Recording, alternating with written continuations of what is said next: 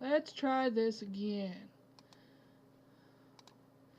Hey everybody, it's LC Pony Merch. So today I'm doing a live stream to be uploaded to YouTube. So hi everybody out there. Today I'm going to show you how to do my bottle caps, how I do them.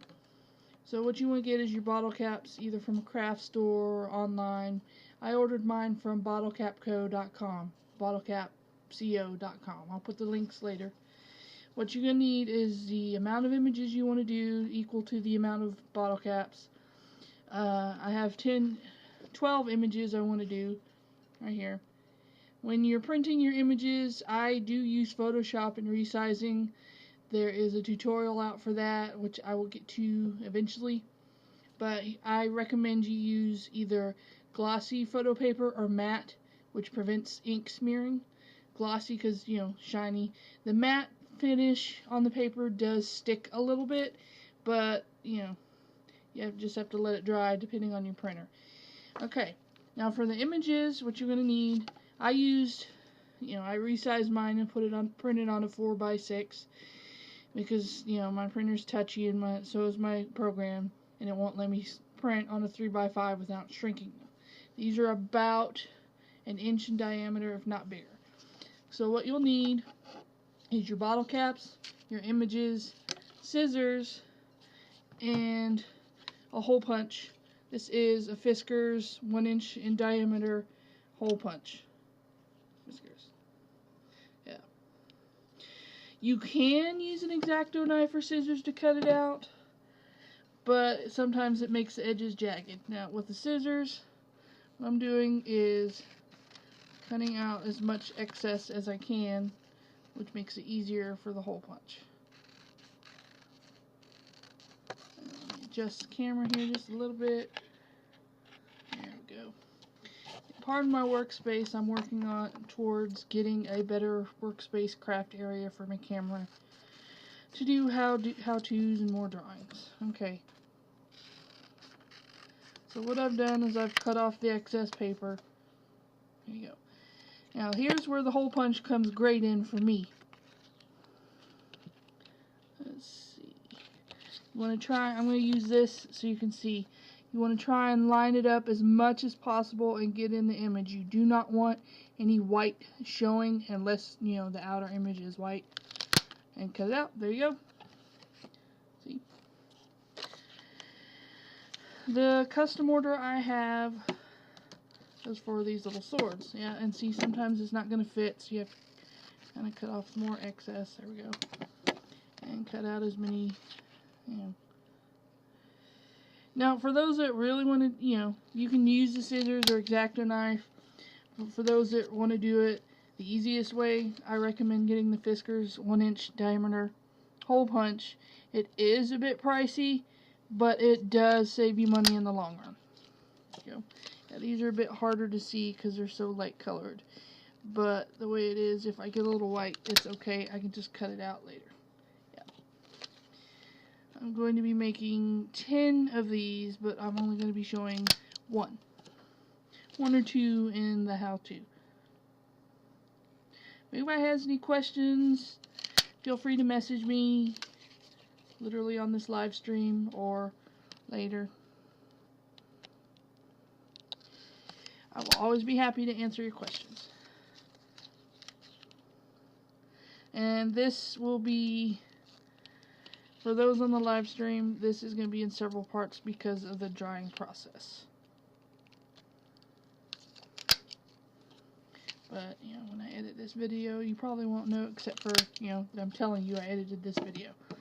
Okay, this is also why you will need scissors if you're using the hole punch.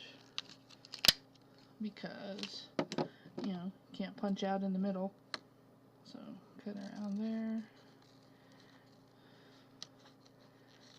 There. You don't want to cut it all the way off because then you risk getting it stuck in the hole punch and causing a bit of a problem.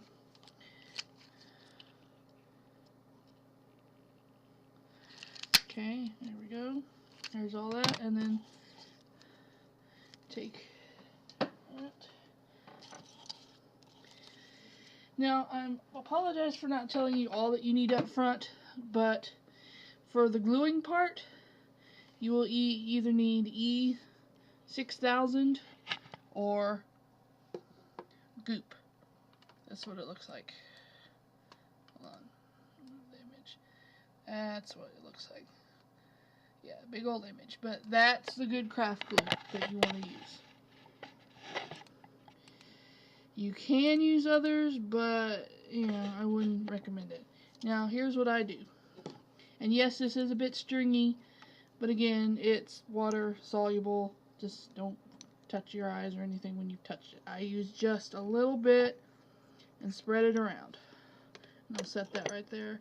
Yeah, just used a little bit and spread it around. I'll show that again. And what I do is I stick it in, press it to make sure it all goes in. What I like to do is get my little, no, that's not going to fit, but that's alright. Get a little pin, you know, something flat to press it in and make sure all the air bubbles are out. So when the glue dries, there's no, you know, air bubbles. I'll sometimes get my nail polish bottles and stick them in there and let it sit for 2 minutes. Okay. Alright, and see, I'm just putting a little bit and then spreading it around as needed. Okay, here's one of the swords. Yeah, sometimes you get a little too much, that's okay. Have a paper towel handy just in case you get excess glue. Okay, and this is where I'm going to stop for a second.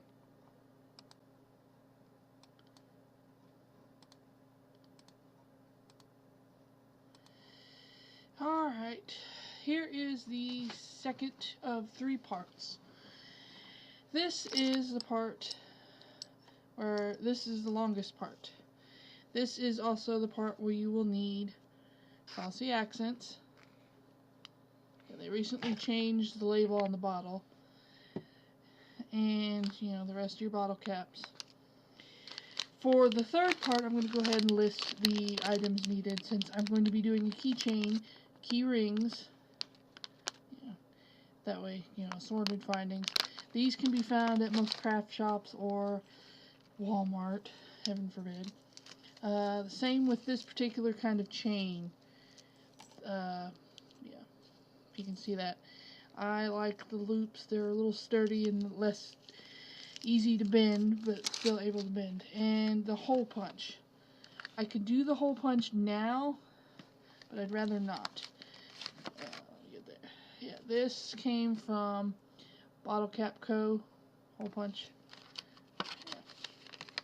Yeah. It is a 1.8 millimeter or 1/16. And here is the second option. I'm using the glossy accents. You can do the easier way and use epoxy dots, if you can see those, which can also be found at the craft store. Or Bottle Cap Co., if you can see that. See? Yeah, there's a wire in the way. Bottle Cap Co., they're not paying me to advertise for them, so yeah. But that's where I get the bulk of my bottle caps and epoxy dots. Yeah. I used to use the epoxy dots, but if you don't get the premium or the right kind, after a while they yellow and, you know, fall out, and it's no fun. So I lose the camera and try to get it positioned. You do not ever want to shake your glossy accents, because that creates air bubbles and you don't want air bubbles. So basically what I do is go in, create a little seal around the rim, and this is after you've let the glue, the craft glue or the goop dry for at least an hour, and go in and check and make sure the image doesn't move. And what you want to do is you just want at least enough to fill the bottom. Want to make sure there's no extra empty spaces. Go in. And if you get an air bubble, you can go in with a little toothpick or a fine point and pull it out, because you don't want an air bubble. That will ruin it in the drying process. Now this takes 12 hours to dry. This is also, you know, if you have it, usually if you can leave it overnight and it'll dry, but if you want to, if you're that like me, check it throughout the day or the night whenever you set it to dry. Now, as I should have, this is where, if it's not done, the image will move. As I'm pressing on my finger, the image is moving a little bit, so that's not ready. This one, pressing it, image isn't moving, so that's ready. And that's where you do. Now, if you want, you can do a hole punch ahead of time before doing this. I don't personally, because that's just my choice. But if you do, make sure you don't go too deep so that when you put the glue in, it doesn't, you know, go through the hole.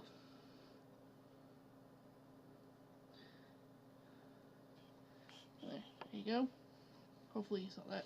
And when you're done, try to, you know, wipe off the tip a little bit, because excess glue will dry in the cap, and that's the end of that.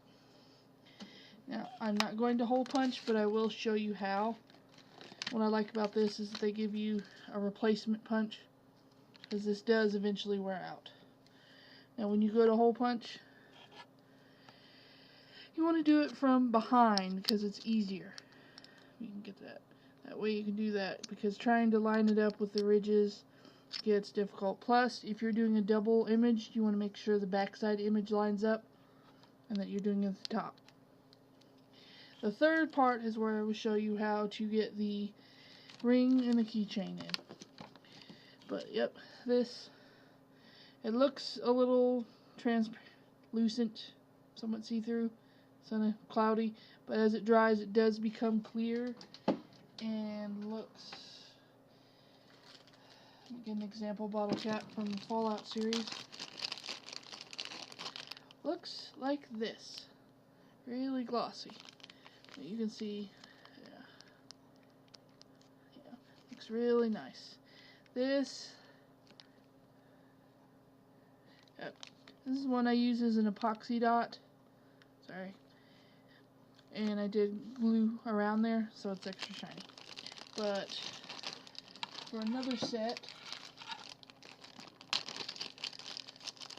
I did just the glossy accents, and it looks just about the same.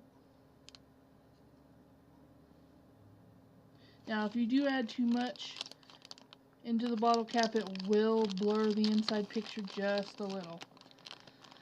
So hopefully this has been helpful, and see you at the third part.